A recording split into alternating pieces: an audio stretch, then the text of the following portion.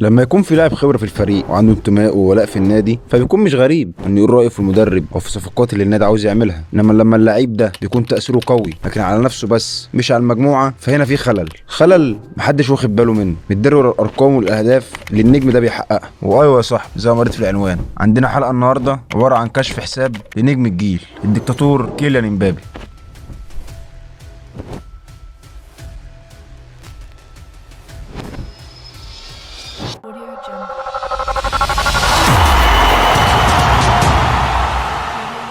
صحيفة بيلد الألمانية يا صديقي قالت إن رحيل توخيل عن باريس بعد موسم 2020 واللي توخيل ساعتها قدر يوصل فيه باريس لنهائي الأبطال لأول مرة في تاريخه كان كيليان امبابي. البيلد بالكامل يا صديقي وبتقول إن أسباب الإقالة هي أسباب خارج الملعب وإن اللعيبة كانت فقدت ثقتهم واحترامهم للمدرب، وده برغم المنظومة القوية اللي كان عاملها توخيل ووصوله لنهائي دوري الأبطال. إلا إن الباشا نجم حلقتنا النهاردة لما جه يجدد عقده اشترط على دوري باريس إقالة توخيل. ساعتها امبابي بيقول للإدارة إن هو مش على وفاق مع المدرب ولا مقتنع بيه من الأساس، والإدارة فعلا بتخضع لامبابي وتمشي توخيل اللي ساعتها بيطلع على تشيلسي وبعد سنة واحدة بس بياخد دوري أبطال أوروبا، البطولة اللي كانت باريس مش عارفة تاخدها. بس ده كله مش مهم، أهم حاجة طبعا راحة الباشا. وطبعا أنت مش محتاج أقولك عن التنازلات اللي كانت إدارة باريس بتقدمها لامبابي عشان خاطر يكمل، والأرقام الخيالية والحوافز اللي كانت بتتقدم له، وخناقته مع نجوم الفريق كافاني ونيمار على ضربات الجزاء. حتى بعد ما ميسي جه فضل هو الراجل الأول في النادي، بس ميسي هو اللي شيل له الخروج من الأبطال مع إن الباشا مش ظاهر ومش حاسم، لكن هو مش عايز يخرج من التشكيل ويلعب في المركز اللي يحبه، لازم كل لقطاته تتبروز والاعلام يمجد في اي حاجه هو بيعملها، زي اداؤه بالظبط في نهائي كاس العالم 2022. حرفيا هو قعد 120 دقيقه ما عملش حاجه. ثواني بس كده يا صديقي قبل ما تتخانق معايا، امبابي ما ظهرش غير في لقطه الجول التعادل وبس. هو يحسب له انه جاب هاتريك في نهائي بطوله كاس العالم، لكن احنا لو نحسبها ككوره يا صديقي فلان امبابي جاب ضربتين جزاء ما ظهرش غير في كوره الجون الثاني. لكن فين الشخصيه والحضور؟ انت مختفي طول ال 120 دقيقه وفريقك معتمد عليك انت. نسخه فرنسا في كاس العالم 2022 افضل لاعب في النسخه دي كان جريزمان اللي كان بيقدم كل حاجه في الملعب، ادوار دفاعيه وتكمله هجوميه وخروج بالكوره. جريزمان حرفيا كان بيقدم اداء شامل،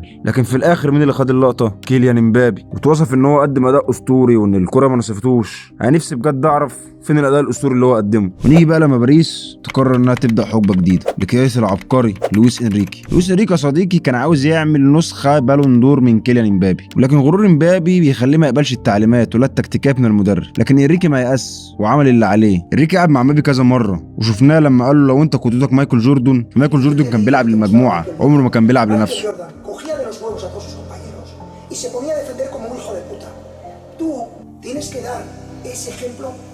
Primero como persona y como jugador de ir a presionar, vas a tener a Cubarsí, vas a ser tú el que marca a Cubarsí y a Ter Stegen. Y te vas a pegar todo el partido presionando a Cubarsí que no avance y presionando a Ter Stegen para que juegue rápido. Y volviendo rápido. ¿Para qué? Para ser un líder. Porque tú piensas como que tú nos tienes que marcar goles. Claro, tú eres un fenómeno, un top mundial, ninguna duda. Pero yo no me vale eso. Un líder de verdad es que cuando no nos puedes ayudar con los goles, porque el otro día tenías a dos jugadores de alto nivel para ti y no puedes ayudarnos, tú nos ayudas en todo defensivo. Coges así y dices, chavales, línea defensiva, quedaros ahí 4, que yo voy a coger a mis dos compañeros, porque si tú solo presionas, es la hostia. Pero si encima coges a Usman y a Colomboani, o a Barcola, o a Gonzalo, o a Marco Asensio, y te pones tú como ejemplo a presionar, ¿sabes lo que tenemos? Una puta máquina de equipo. Eso es lo que yo quiero que hagas tú, como líder aquí, los 2 meses que te quedan. Yo quiero que te vayas de aquí por la puerta grande. Kiki, ninguna duda, pero te lo tienes que ganar. Y te lo tienes que ganar no atacando. Atacando ya sabes, Dios. Atacando no hay nadie, ya lo sé. Pero el día que tú no ataques, tienes que ser el mejor jugador de la historia defendiendo. Eso es un líder, eso es Michael Jordan. ¿Sí? Sí. ¿Te queda claro? Sí. Pues ya te explicaré el ataque mayor. Gracias.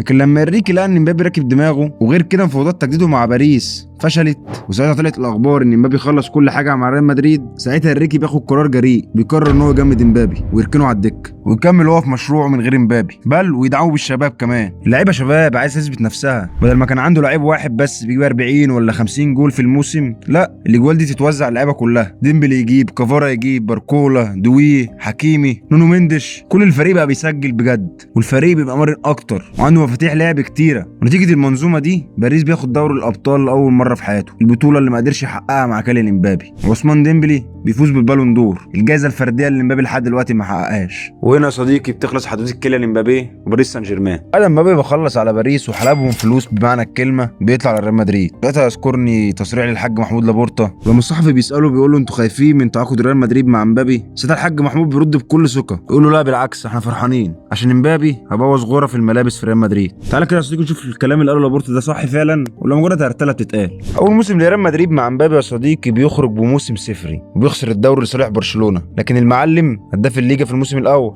طب نيجي للابطال هنلاقي ان ريال مدريد خرج من ارسنال وغياب تام لامبابي في الماتشين. امبابي اللي حرفيا بوظ تمركزات باقي زمايله، قطع على تحركات بلينجهام وبعد فينيسيوس عن مكانه وخلاه بعيد عن المرمى وماسك الخط بس، فهو بمختصر الكلام يعني بوظ تحركات زمايله. بيخلص الموسم وساعتها متاكد يا صديقي ان ما ينفعش منظومه يدخل عليها امبابي، عشان الباشا بيخلي المدربين يعملوا تنازلات في ادواره التكتيكيه عشان التشكيله تستوعبه. بس مش ده الحل، لان المدربين كلهم بيفشلوا معاه واخرهم انشيلوتي وتشابي الونسو، اللي رغم ان امبابي كان متالق معاه عكس الفتره الحاليه كان حتى اسلوب تشابي الونسو ما قدرش يعوض المشاكل اللي امبابي بيعملها. وهنا يا صديقي انا مش قصدي على جوده امبابي كلاعب، انا قصدي امبابي تكتيكيا. يعني امبابي يا صديقي رغم اهدافه اللي بيجيبها لانه بيدمر اللعيبه اللي حواليه، وبكده امبابي بيفيد نفسه وبيزود في ارقامه هو اكتر ما بيفيد ريال مدريد. وعشان امبابي يظهر لازم اللي حواليه يعطل، وده عكس مين بقى؟ عكس فينيسيوس اللي برغم من سوء مستواه اللي انه مش بيأثر على باقي الفريق، لا كمان هنلاقي ان الفريق بيقدر يستفيد منه. والدليل على كلامي ده ان اخر فتره وقت اصابه امبابي بنلاقي ان الريال بيقدر يكسب السيتي رايح جاي، بيكسب الديربي قدام اتلتيكو، وبرغم من سوء فينيسيوس في بعض الاوقات